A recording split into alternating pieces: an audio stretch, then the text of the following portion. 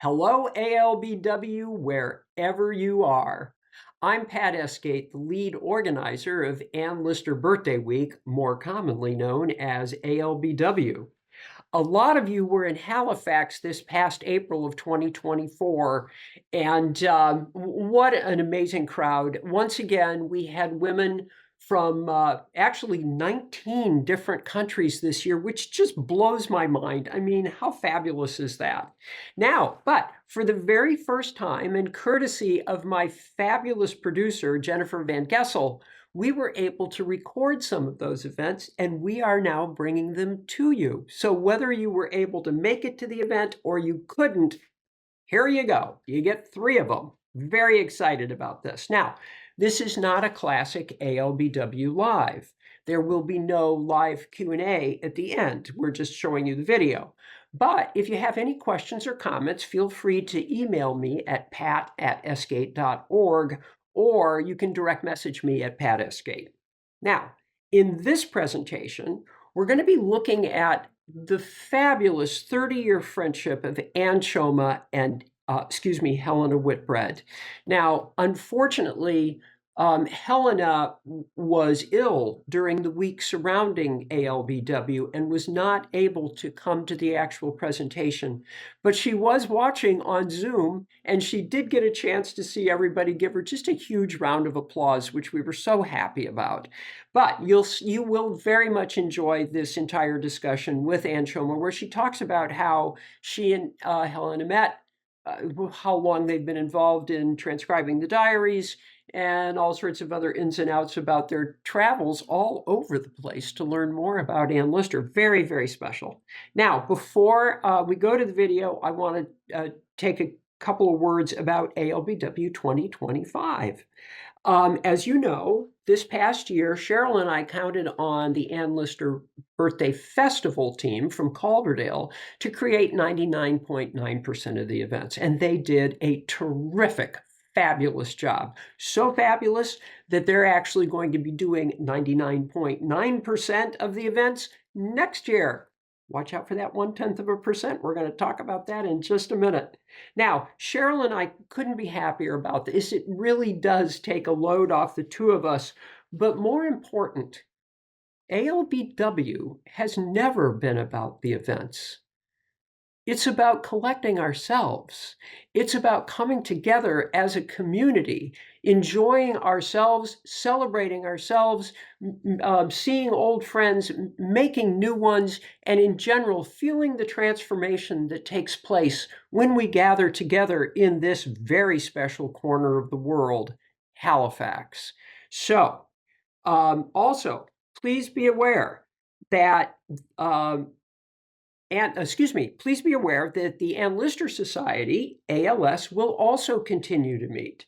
And so if you're a dedicated Ann Lister scholar, if you're an Ann Lister researcher, or if you just in general would like to know more about the life and times of Ann Lister and Ann Walker, please do attend ALS, because I will tell you, those 2 days are absolutely fascinating. The discussions are wonderful. You will not leave disappointed.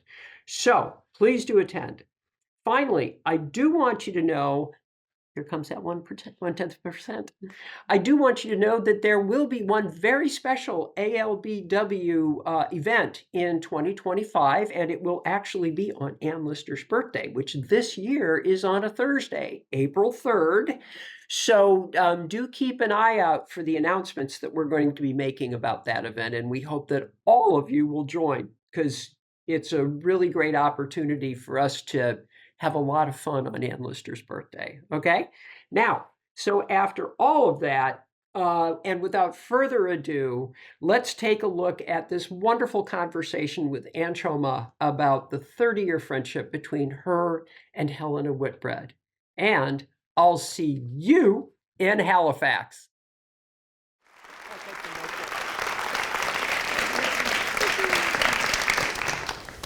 Hi, everyone. Well, Annie, it isn't exactly what we thought it was going to be, but we're going to knock it out of the park. Yeah, I hope so. Be kind to me, everybody. I haven't got my wing woman with me today, which is really sad. yes, it's really sad that Helena can't be here. And I spoke to her only last week, and she was really looking forward to it. And it's just one of those things, but she's definitely here with us in spirit. So when you met, Helena was teaching at that time, correct? And what were you up to in those days? It's such a long time ago, I can't really remember. I'd finished my first degree, so we're talking the very early 1990s, so possibly 1991. And I'd been to Leeds University, I'd finished my first degree. I was always interested in history, and my friend who was leaving to go to New York, spent her life in New York. I met her the evening before, and she had some books she couldn't take with her because she was so... Can you hear me now? Yeah. Do you want me to start again? My friend was leaving for New York, and we had a meal the night she left, and she said, I've got some books that I can't take with me, but I feel like you should have this one at least. And it was Helena's book, I Know My Own Heart. And so I took the book, and then we said our goodbyes, and took the book home. Helena had published this book in 1988. So again, 2-3 years after Helena had published, and I devoured the book and couldn't believe what was happening when I read the book, because I hadn't heard of Anne Lister, I hadn't been to Shibden Hall, and so I think I read the book in one sitting, and it just had a profound effect on me at the time. And I think from that moment, I don't know why, but I kind of understood and felt that Anne Lister was going to have a really profound effect on me, and it was just almost like an epiphany. It's hard to describe. Maybe some of the women here today have had that kind of feeling when they first came across Anne Lister. So that was my introduction to Helena's work. And then very soon after, probably 2 weeks after, I thought I've got to find Helena Whitbread, and found my way at Shibden Hall. And as Helena said in the letter that she wrote to us, we quickly got to know each other. She came to Shibden Hall one day, and we just, it was the foundation of our friendship one misty Saturday afternoon. And Helena at the time, even then from day one, there just was an instant rapport, and she was I would almost say that Helena was like a second mum. I think maybe we all should have a second mum, and sometimes a third. Yeah, sometimes a third mum, and so there was just an instant rapport. Helena had an Irish background. My mum was Irish. We were both Catholics, and there was even though we were very far apart in years and generations, there was some shared history between us that just made it very easy. And it's hard to describe when you meet somebody and you know that they're going to have an impact on your life, but Helena did. I mean, I always go back and think, when I was given Helena's book, I met two extraordinary women. I met Anne Lister, and I also met Helena Whitbread. Yeah. And I want to talk a little bit about how really extraordinary Helena was. Unfortunately, since Helena's not here, I have to carry part of the ball. And you two met. You had another shared part of your background, and that was you were somewhat active in some of the fractious things that were going on back in the late 1980s. Yeah. We want to walk through this part of the history, because I don't know how many of you realize exactly how courageous Helena Whitbread was. But as Anne just told you, her book was published in 1988, and there was something else very important going on in the UK in 1988, and that was, it started out as Clause 28, when it was being put forward to turn into law, and then it became Section 28. And basically, Section 28, click the screen, you can see what this was all about. A local authority shall not intentionally promote homosexuality or publish material with the intention of promoting homosexuality, promote the teaching in any maintained school of the acceptability of homosexuality as a pretended family relationship. How many Americans does that sound familiar to right now? Right. Here we are again with Don't Say Gay. But this is 1988. Helena Whitbread is in her first teaching job at a Catholic school here in Halifax. Her book has just come back from the publisher, ready to be published. Catholic school, can't teach this anywhere, and what does Helena do? Helena goes to the headmaster, and she explains what the situation is, and she hands him a copy of the book, and asks him to tell her whether or not it will be okay to go ahead. He took the book home with him.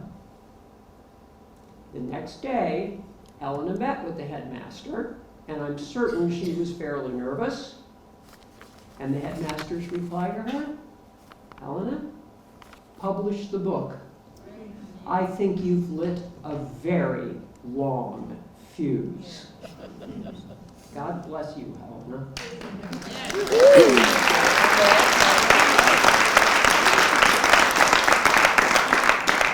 So Helena and Anne meet at Shipping Hall. There's the green dress. It's probably the last. I think it's probably the last time I ever wore a green dress.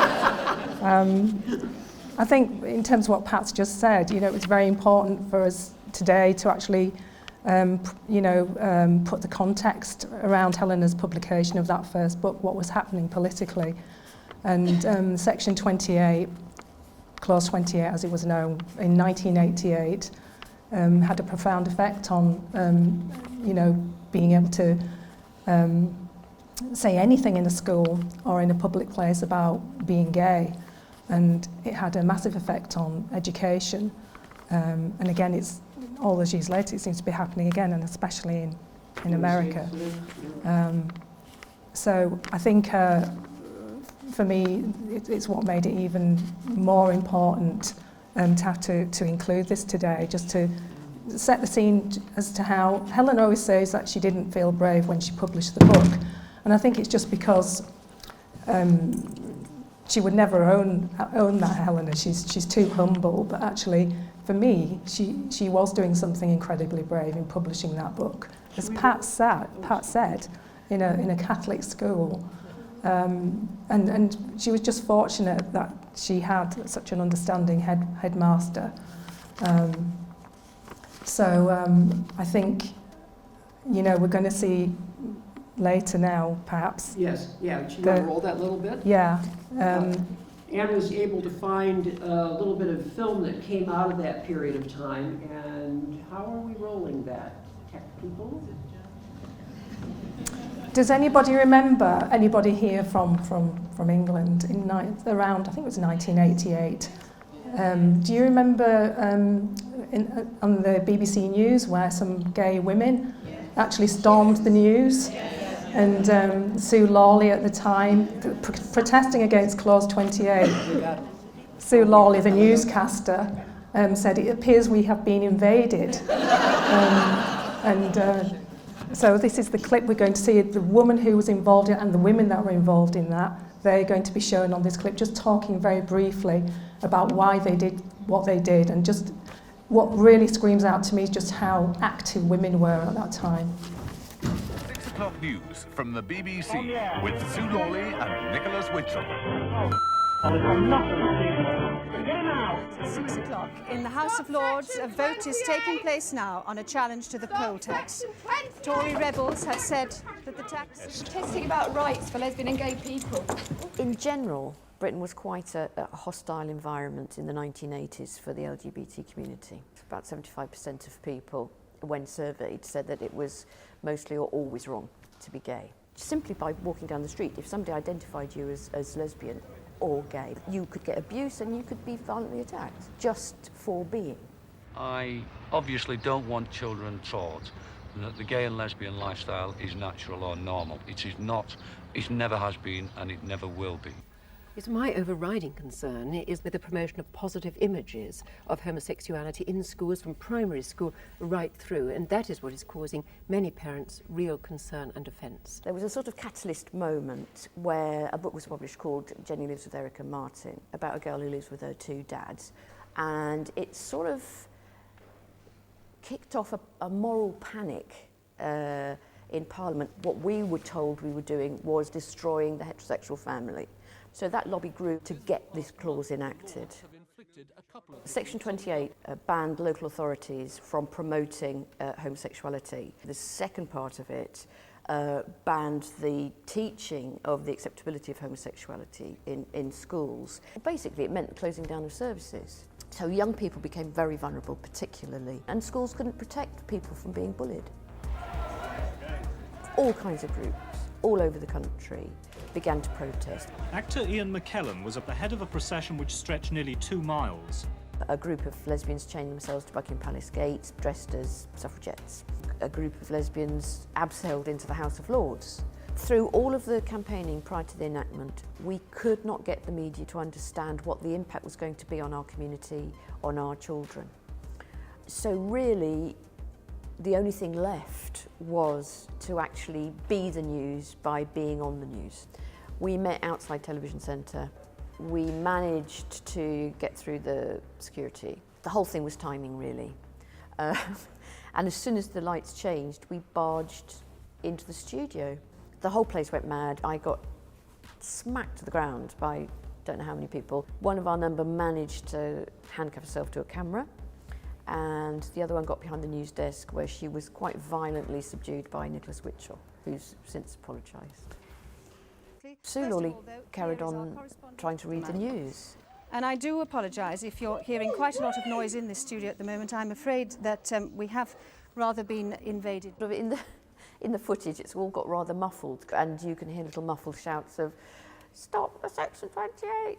And eventually we were all arrested. It did get huge media coverage. You know, the headlines were all about loony lesbians. But over time and beyond that, I've heard from quite a lot of people what it meant to them as young LGBT people in their own home, knowing they were gay but maybe not even out, and just felt a little bit empowered by it. So here we are at Television Centre again 30 years later. Clearly things are a lot better than they were in the 1980s, but it hasn't completely changed, and there are very dangerous and serious pockets of homophobia. We have to be in solidarity with all the communities worldwide who are in daily fear of their lives. I'm glad we did it. The fact we're here today means the story's been remembered.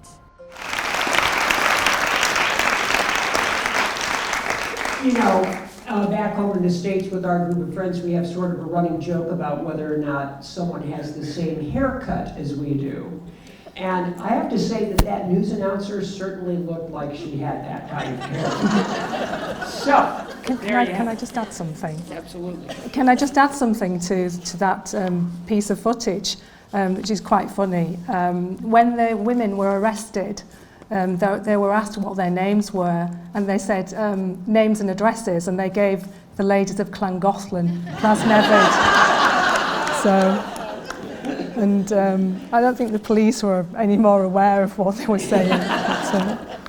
So again, you know, the main reason that Anne and I wanted to talk about this is just for us to really have a true appreciation of just how brave Helena was to publish that book, and look what it's led to. Because without that book, none of us would be here, period. And probably Ann Lister wouldn't be here. So, in that case. Yeah, and the other thing, the other brief thing I'd like to mention is that in 1984-85, Customs and Excise in England were actually banning the import of gay books. Have you heard of a gay bookshop called the Gay's the Word in London? So particularly that bookshop was targeted just 3 or 4 years before Helena brought her book out in 1988. And they're actually stopped at the ports. The books were just trashed and taken away. And it was just like a free-for-all on sort of anything to do with, you know, the promotion of homosexuality. But I mean, the books that they were actually banning were classic books like The Well of Loneliness by Radcliffe Hall. This is 1984. I mean, she'd already been through one censorship, Radcliffe Hall, at the turn of the 20th century. And Ian Forster's Morris, they were the kind of things, along with more modern material that were being banned at the time. And just, anyway, to cut a long story short, Gay is the word. There was politically active, brilliant bookshop, brilliant people. They actually took customs and they took the government to court, and they won. So this is the kind of climate that Helena was publishing in. Right. So now you and Helena have met. We've Brave met. Helena. And your relationship continued to develop as you went over every week to visit Helena, and you'd work on transcribing, etc. Tell us a little bit more about that. I've got when I read Helena's book, and I totally became obsessed. There's no other word about, like lots of people are now. And so I went every Friday. Every Friday that I got a chance to go, I'd go to the archives and I'd start reading the diaries. And at that time, I could actually have the diaries out. They would get me the diaries out, and I could sit and read them or try to read them. But I could also work from some microfiche, on the big sort of rolling things. And so I started to learn to read the journals and got some letters. I think I started reading Eliza Rain's letters. And then Helena was teaching, and she would meet me every Friday, and she'd meet me in the archives, and we'd have a period there, and then I'd go back to her house and we'd have tea and we'd just talk. I used to wear poor Helena out. I mean, I'd stay for tea, and it was just non-stop talking about Anne Lister. And then I met Rachel, sitting on the front row, Rachel's daughter, and we became friends. And so it was just a cementation of a long-standing friendship in those early days. Yeah, really wonderful. And Helena was so generous. I mean, she's always been generous, but I particularly remember, bringing things for me to read, showing me how to read the code, how to, what to look out for with the plain hand and the transcription. And I really struggled. It wasn't easy for me. I just did not get Anne Lister. And in those days, we didn't have these sharp, digitized images that we have today. That makes it easier for us, for everybody. We were working on blurred. How on earth Helena did it, I do not know. But every week, 50 pages she'd get, and she'd transcribe them, and she'd just work through them diligently.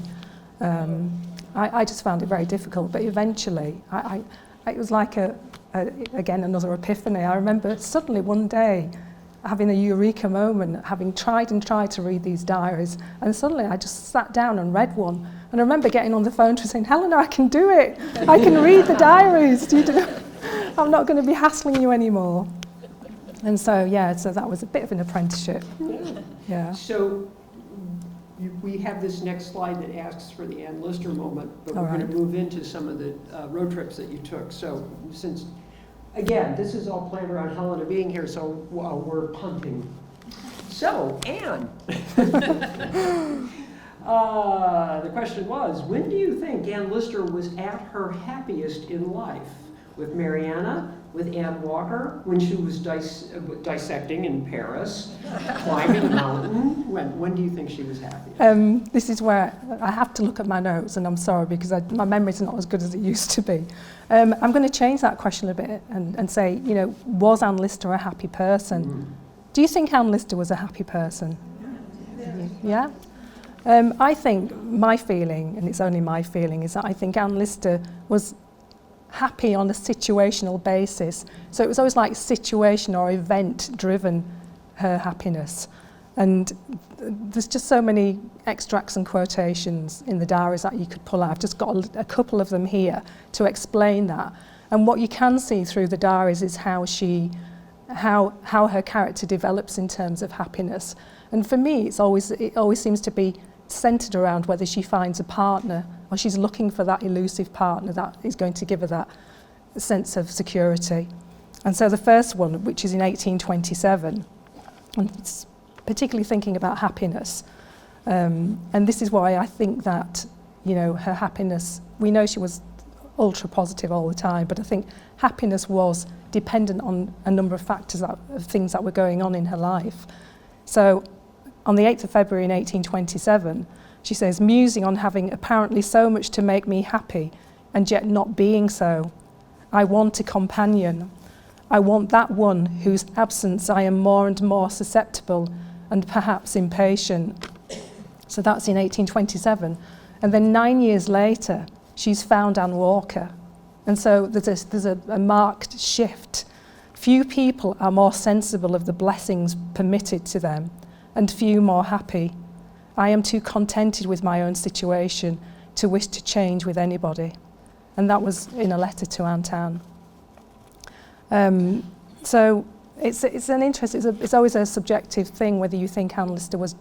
We know that she was endlessly positive, but was she really happy all the time? Where are those moments in the diary? We can read the code and we can see that there are times of great sadness in her life. But I think generally it was just about life in terms of what was happening to her, about how she was and how she was feeling. So now let's delve into a little bit about the road trips. And you and Helena took the show on the road to several different places, but we have a couple of slides of Langton Hall that I'm going to put up here. This is Langton Hall. Lawton. Excuse me, Lawton. Langton comes up later, trust me. Lawton Hall, this is pretty much how it looks today, but at the time that you and Helena visited, it looked more like this.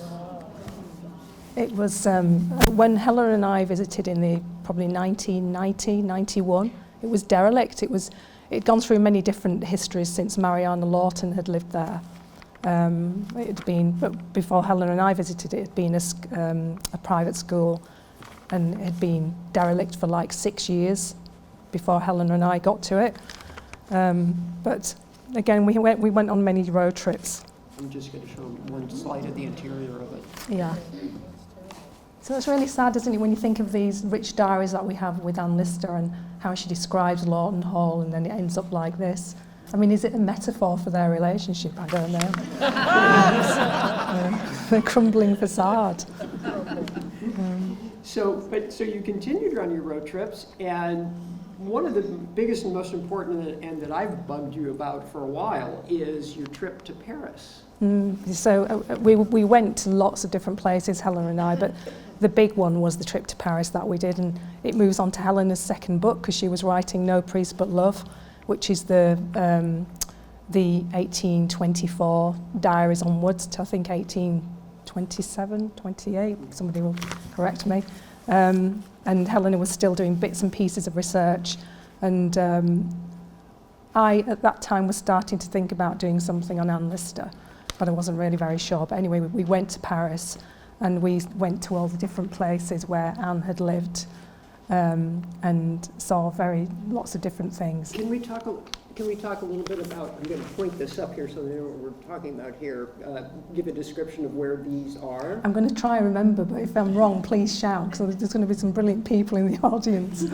I think on the left it's Quai Voltaire. Yeah. Is that Quai Voltaire? And then that's Place Vendôme, which is where Anne went when she first went to Paris and where she met Maria Barlow, number 24.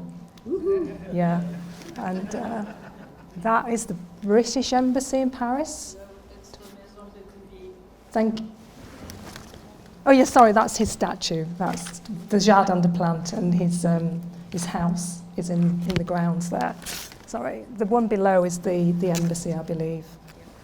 And I'm not quite sure where this one is. Rue Mondovia or Rue Madeleine. I can't remember, because if anybody can tell me. But Anybody been? Yeah.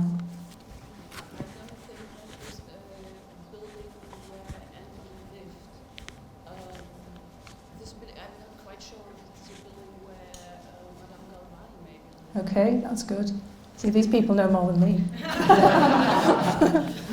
I mean, it was a long time ago, and we didn't have the. But we did this amazing road trip, and we got this bed and breakfast, and you know, poor Helena was exhausted every day, and she got sore feet, and I remember having to put plasters on her feet because we'd done so much walking. And we almost got locked in the Jardin de Plantes. They were just about to throw us out and lock the gates. There were some nice memories, and I remember sitting in the Tuileries, the gardens there, and having lunch and just thinking about Anne Lister and everything that she did and all the escapades that she got up to with Maria Barlow and everybody else, and the extraordinary dissecting and anatomy work she did there. So it was a really wonderful road trip, Pat. Yeah, yeah. So we're going to go to another one of your slides, your questions, another Anne Lister moment. And on this one, Anne, you had said, what do you consider was the darkest moment in Anne's life, and how do you think she recovered so easily from trauma? It's a really difficult one. She had lots of dark moments in her life, I think. But in terms of the trauma, we know she had lots of heartbreaking moments with women. I think sometimes we're literally kept blind to Anne Lister's darker moments. Does she tell us everything in the diaries? You know, does she still censor them even inside that crypt hand? For me, when we talk about trauma and Anne Lister, I feel like Anne often felt like being sad or being upset was a kind of weakness. And in fact, she actually says that in a letter. After writing a letter to Mariana Lawton when their relationship was really coming to its conclusion in the mid-1830s, she says, she talks about the weakness, about how she's feeling, and she says, my day was spent over my letter, and my eyes stiffish with the tears that fell or stood big in my eyes. This weakness is too foolish. So I almost feel like Anne Lister pushed weakness away. She wouldn't allow it to enter her soul in a way that she could have done. We have those moments in the diaries in the crypt hand where they were absolutely excruciating to read. But she managed somehow to always turn trauma into something positive. And I think that's the message we get from the diaries, is this extraordinary level of positivity in the face of adversity and things going wrong in her life. So we've gone through that moment when you've met Helena, and we've gone through some of your trips together. And the thing that I want to point out to the audience is Anne Choma, I consider Anne Choma one of the triumvirate of the people who first introduced us to Jack, to Anne Lister, Helena, Jill, and Anne with the studying that she did with Helena. And something came about from all of that. Now, you actually had met Sally Wainwright earlier on, and you all formed sort of a little group of people that were doing transcribing, et cetera, right? We did, yeah. I mean, we recognised, I met Sally in the early, around 2000, I think, 2001. And Sally always knew about Anne Lister, of course. She's from Halifax. So she knew of Anne's life and diaries, but never really written anything at that point. Her life as a TV writer was taking off massively. But she still she knew that she wanted to write about Anne Lister. So through Helena, I got to know Sally. But there was a group of us, and I think you were included, Rachel, where we all, a really tiny group, maybe 6 of us, 7 of us, we knew the importance of getting these diaries transcribed. And so we all started to do bits of transcription. We all took sections and we all took bits of letters. It was just a massive, and I think we all did a fair bit, but we realised the magnitude of the task. And but it was just that early feeling, that start of knowing that these diaries were so hugely important, and we know that from Helena already, that one day they had to be transcribed. And I know that there's many code breakers here in the audience today, and massive thanks, shout out to you for the stunning work that we've done for the last 3 or 4 years. And I know I've got Laurie Shannon in the audience with us today, who's chair of the Anne Lister Society, and I know there's bigger things happening in terms of getting Anne Lister's, an official version of Anne Lister's diaries out there. Yeah, for those of you who don't know, and I know that Lori's here because I saw her come in. Raise your hand, Lori. She had to go. Oh, She had to go. Okay, well, for those of you who weren't here last year and don't know, the Oxford University Press has decided to publish the entire 5.6 million words of Anne Lister's journals and diaries.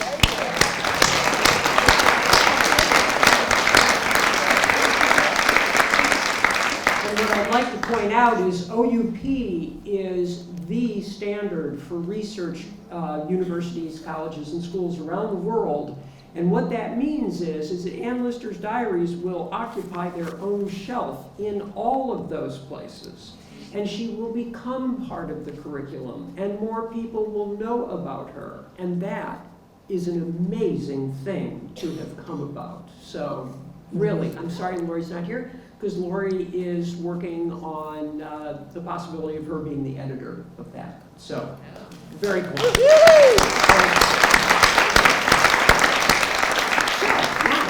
So you have this wonderful little group that's doing transcribing, and one of those people, you know, Sally Wainwright, is busy both writing and being involved in Anne Lister transcription, etc. And she has now reached the sort of the apex of her powers at that time, and finally the BBC does not say to her, this is what we want you to do next. They say to her, what would you like to do next? And she called you. yeah, I mean, we've jumped hugely, you know, from 2002 to 2017. Again, the moment was right for Sally all those years later to start thinking about writing an epic 8-part series about Anne Lister and Gentleman Jack.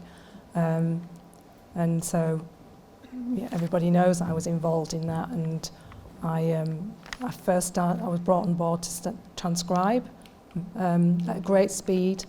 And so Helena started to do some transcription for Gentleman Jack too.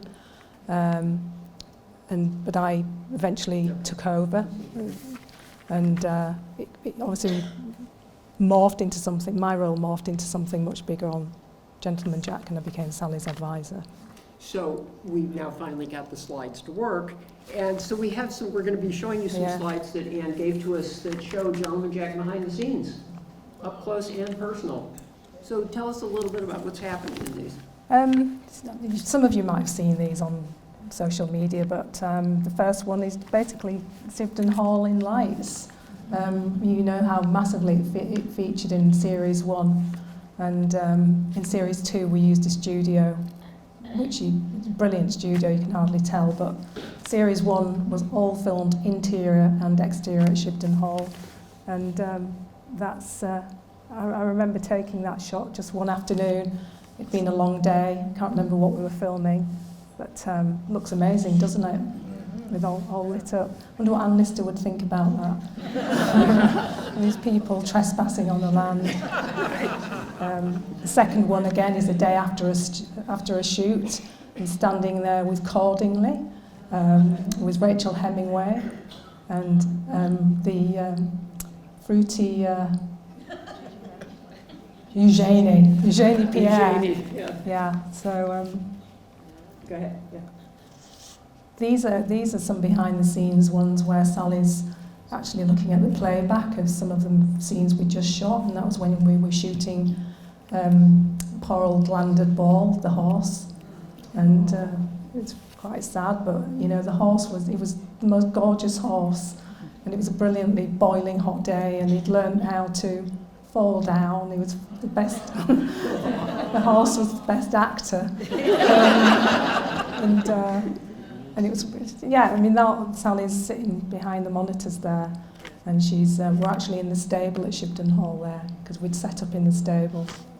So when she was watching something like that, if she didn't like the way that it looked, they'd go back and do it again? Was that the purpose for that? Yeah, I mean, anybody knows anything about filming, it's always like time sensitive, time costs money, but Sally was very good. I mean, she's a brilliant director. She just got the fine detail out of the actors, I suppose because Sally's so close to the diaries, she understood what was needed to bring those scenes to life that we plucked literally from the diary. You know, I can remember reading about the day that Anne had to shoot the horse. So for that scene particularly, she wanted it to be Sally wanted to show Anne Lister as somebody who was just always willing to step up to the task in hand, and of course she did. With the gun. With right. the gun.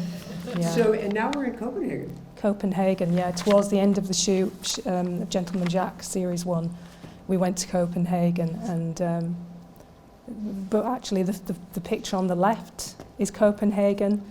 The picture on the right is in Liverpool, pretending to be Copenhagen. And that's where she'd just been dancing with Sophie Farrell. And it's actually a really hard day, because hard for the crew.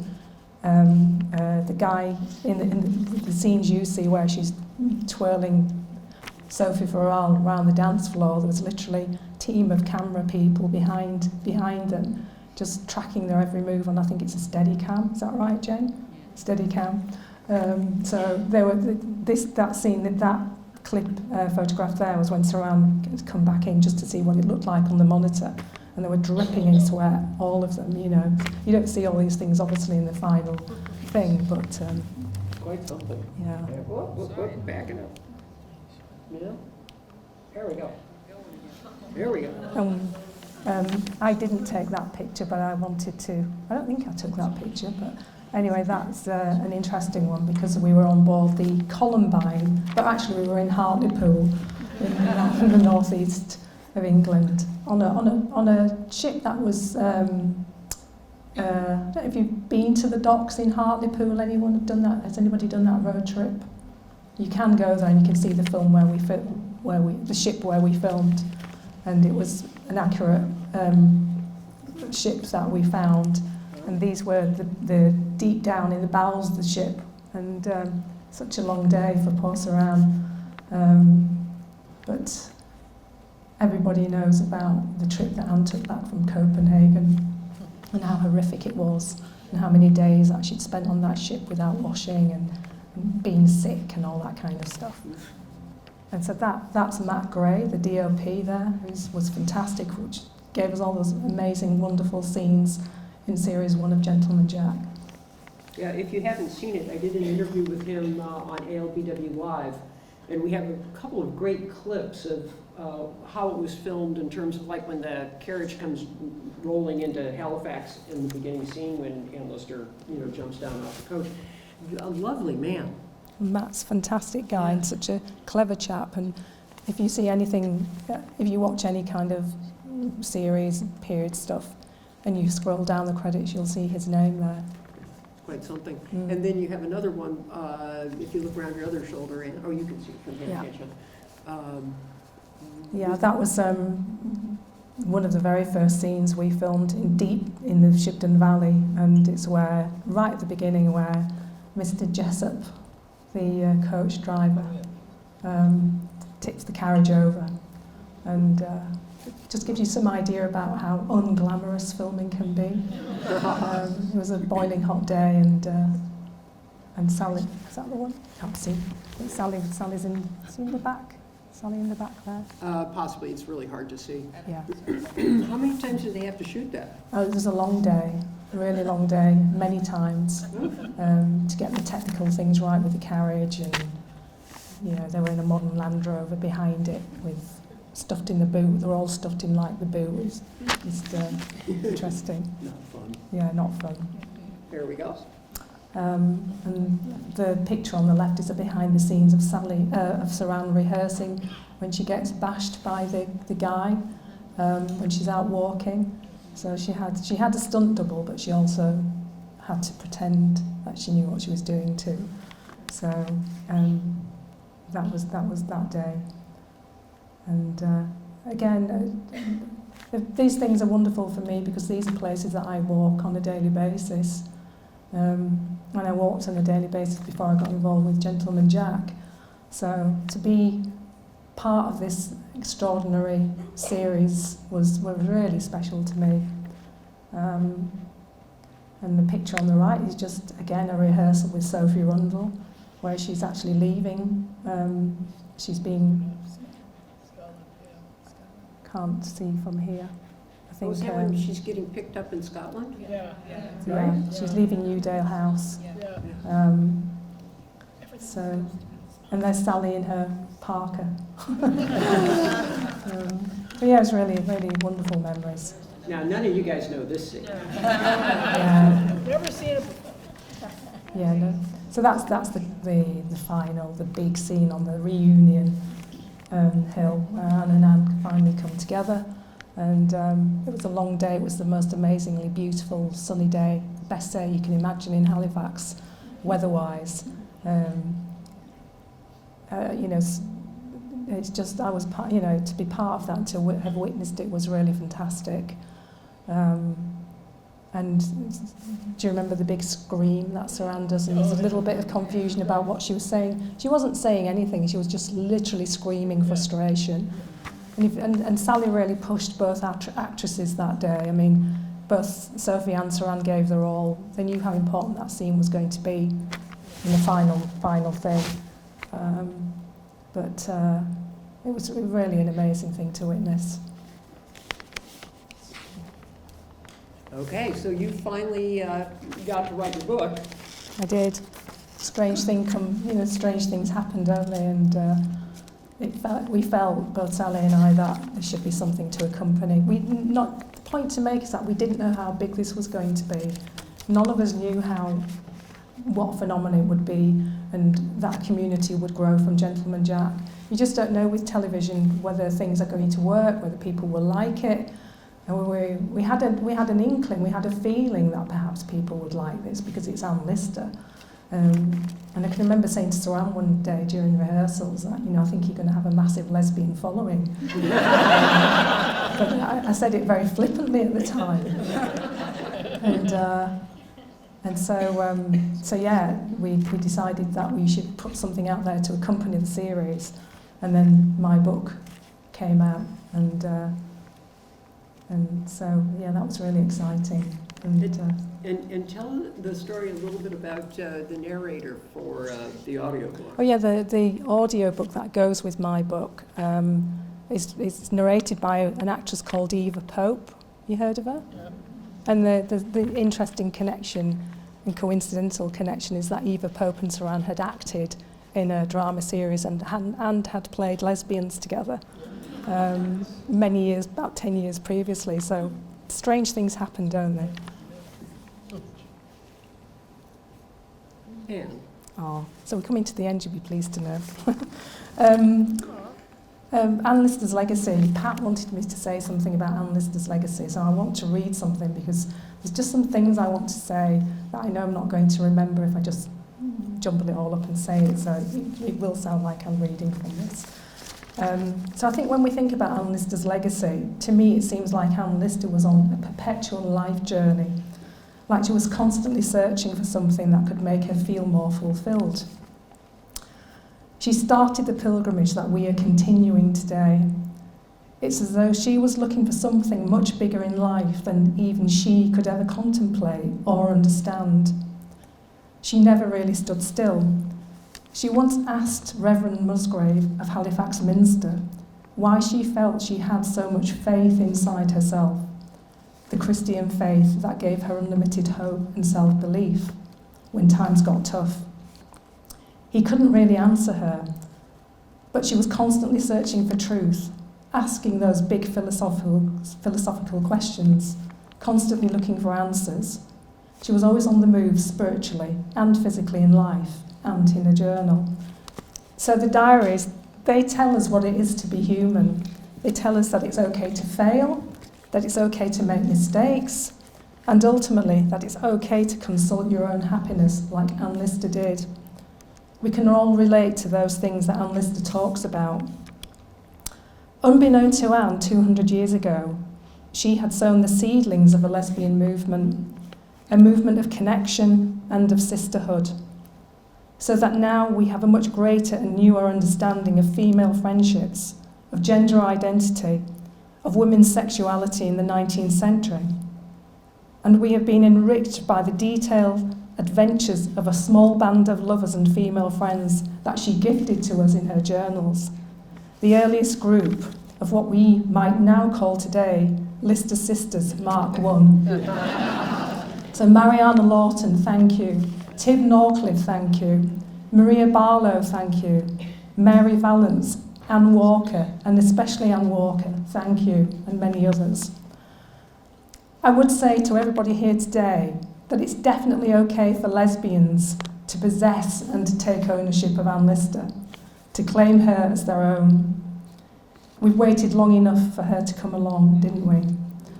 But we have a duty to keep talking about her for future generations, to keep researching, to keep pushing for answers to questions that might enable us to understand her a little better.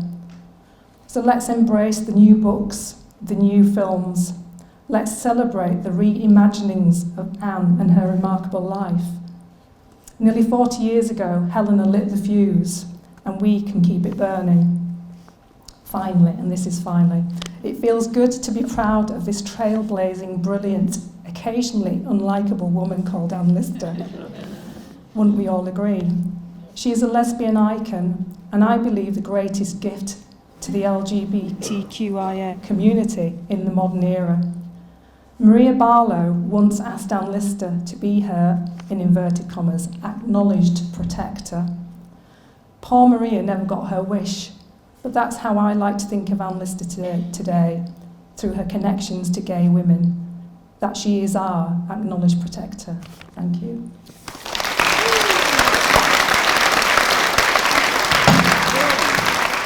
Anne, I'm curious, what did Saran say when you said, I think you might have a lot of lesbians following you? I think she smiled. Saran was just such a fabulous person to work with. She really just absorbed the character, and I remember the first time I met her and she was just so enthusiastic, and Sally and I went to the archives and we managed to get the portrait out, one of the portraits, and I bought the extract where Anne talks about that portrait, and Saran just started reading the extracts, and it was her first attempt at being Anne Lister in the archives that day. But all the rehearsals, not the rehearsals, but the time we met prior to filming, I'd worked and sent a lot of stuff to Saran, but she came across to Halifax one day and we walked the land, we walked Shibden land with Sally, and it was in those really early days, those early moments of talking about the production, that those iconic moments were set in terms of what you see in the series. So the walk, the talk, those were the things that she was practicing on Shibden land in those early days. Thank you. Any other questions? There, up at the top. Did you have a chance to talk with Helena as Gentleman Jack was starting? Because Sally had acknowledged that she'd based Gentleman Jack, the programme, on Jill Liddington's books. So were you able to talk to Helena about the progressions that were going on as you were getting involved?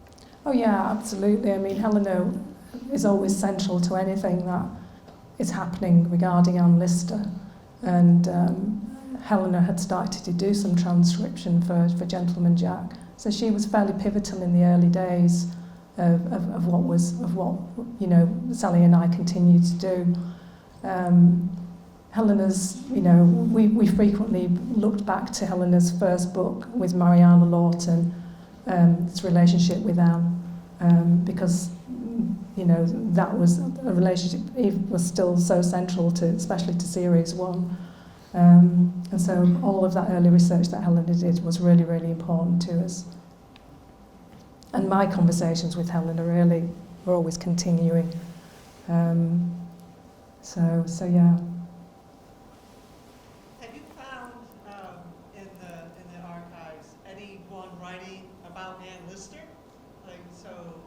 Lawson or anyone like that in any of their diaries or letters describing Anne Lister? I have looked. I mean, it's one of those kind of like elusive moments where you want that particular thing, you want that extra point of view from somebody in her community that she connected with on a daily basis.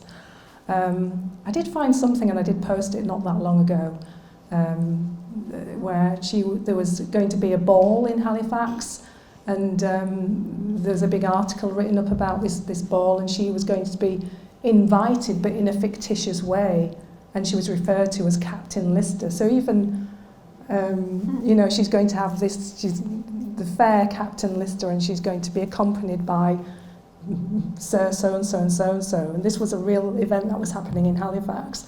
It was almost like a bit of a spoof. That's in the archives. I mean, I can always get the reference for anybody, but it's quite amusing, but actually quite sad as well that she was still being poked fun at, even in those late times. And there were the Ferrals, remember that? Alitalia, we say Alitalia, and Lister, Italy. Yes. Italia, they discovered in letters between the brothers and sisters Ferral. Yeah, Edward Ferral had mentioned Anne Lister as he said that he, one of the researchers, Anne Lister Italia, which fantastic researchers out there, found a discovery that Edward Ferral had said of Anne Lister that she was going to be one of the greatest curiosities of the day. You know, he really had her summed up perfectly well. So it just gives you some level of understanding about how people viewed her at that time. She must have been so extraordinarily unusual to look at and to just be with. I can only imagine. Yes? This is sort of more a theoretical question, but it's something I've wondered for a while.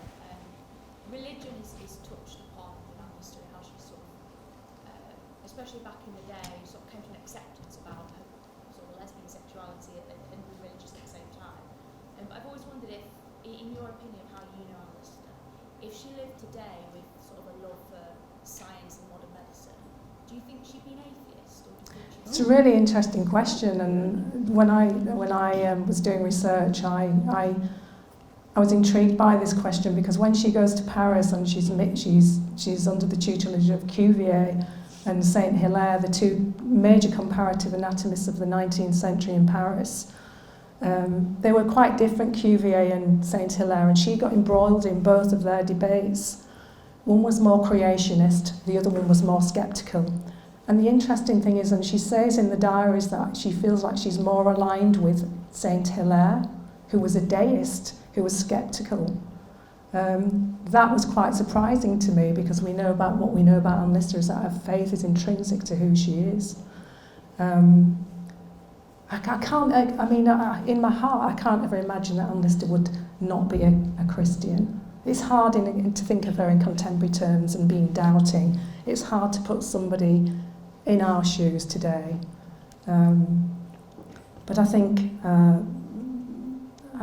can't remember her ever. It is that anomaly with Anne Lister that she has this scientific brain and she sees things logically and she wants to know about things and about how things work, and yet she believes in God and she believes in Adam and Eve, all that kind of stuff. Yeah. I have a question that I want to ask you. Sorry, somebody else is putting their hand up. You had mentioned the other day, we were talking about Anne and Maria Barlow and Anne and Mariana Lawton, and that she actually came back home and talked to her father and her aunt about, right? Talk a little bit about that. Maria Barlow, I mean, she was the affair that Anne Lister had in Paris, and rather than, you know, I can't go into details today about that affair, but you can find things about that relationship in Helena's second book, No Priest But Love, and it's called something else, your mum's second book, the Diaries, Volume 2, a more modern version of that book, and on the various websites, Packed with Potential, which is a sort of a go-to place for Lister researchers, and there's been some marvellous research done. But the point is about Maria Barlow and Anne Lister is that Maria Barlow felt head over heels in love with Anne Lister, and was had a terrible time of it when she realised Anne really was only betrothed to Mariana Lawton. Maria Barlow just could not give Anne Lister what she needed in terms of money, éclat. It just was never going to happen for Anne and Maria Barlow, even though Anne at times felt like she possibly might be a lifetime partner for her. It was a very sexual relationship. Maria Barlow was quite forward. But when Anne returned to Halifax, it's interesting because there's always this thing with Anne Lister and her aunt and uncle about how much they knew about her sexuality, how much they understood who she was, what they understood about her and how far. But I was intrigued when I discovered that she had actually gone back to Shibden Hall and talked to her aunt and uncle very, very openly about whether Maria Barlow would be a good companion for Anne long term. They just seemed to understand Anne Lister. She was able to be open with them in a way that's just quite amazing for the the early 19th century. I like that level of. I think one of the reasons Anne Lister was so successful in her life was because she had that level of familial support, and we know she had a robust mental health, and that's so important, isn't it, for everybody, that you have that. And when you don't have that, then things start to crumble. So she could go back to Shibden Hall in 1825 or whenever it was and say, do you think this woman's actually okay for me? Do you think she'll do? So yeah, it's really, really interesting. Yeah, it's quite something. Anything else? Yes. I'm curious about the transcribing you did for the series. So Sally Wainwright knew she wanted to write about 1832 to 1834. Did you do the entirety of those 2 years and hand her a giant stack of paper, or did she know specific things already she wanted to focus on? Yeah, I did do the entirety. At breakneck.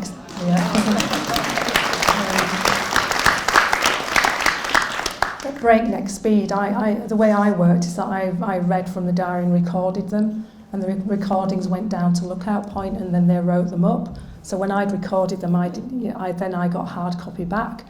But because Sally, being Sally, she wanted much more than just those periods. She wanted everything to inform that the formation of Sir Anne Lister. So we picked from lots of other diary periods as well. So I'd go back to 1817. I'd say, oh gosh, look at what she was saying in 1817, and I'd send her pages of extracts. Or I'd go to 1829. So across the 2 series, I don't know how hundreds of thousands of words that I transcribed for the series. But it was after the first series, we had to work so quickly. I remember feeling ill after it. But it's just fantastic. I mean, I'd often be in the middle of recording, and I'd just shut myself away and record, and I'd burst out laughing in the middle of recording because of something Anne had said or done. And I just have to pause it and start again. So it was hard work at times. And I often thought, scribbling things down and thinking, gosh, I'm going to use that someday. She's just too fantastic to. Yeah, it was really quite a lonesome task at the time. Can you share a couple of those examples that just made you crack up? Gosh, there's so many. I mean, I shouldn't laugh, but the way that she, I hate to have to bring it up, but the soup plate moment, and the way she deals with some of the people on the estate. It's not funny now, but she would say, like, I'm paraphrasing here. If I see that person coming on my estate and trespassing again, I'm going to give him a good licking. She would say that. If they're not going to do it, I'm going to give them a good licking. This is a 19th century woman dealing out justice on her own terms, and there's just too many moments. It's really wonderful. Yeah. We have time for one more question because we do have something really important to announce to you. And does anybody have one more? Bingo. I guess another slightly theoretical one. Oh no. If Anne had been able to study, which subjects do you think she would have gone I think she often talked about wanting to be a natural philosopher. Which is why she went to Paris, why she studied with Cuvier and Saint Hilaire, and why she studied dissection. I always think that if she'd written something, she'd have been some kind of a scientist, and she would write scientific papers. But then I flip and I think, well, she was really she was an explorer and she was a traveller. So would she have been writing travelogues now? It would have been something quite extraordinary, I think, with that great philosophical, brilliant mind that she had. Okay, one more. It's a quote. She said, "I want to become a naturalist because I intend to travel." So yeah, to cross over. Yeah.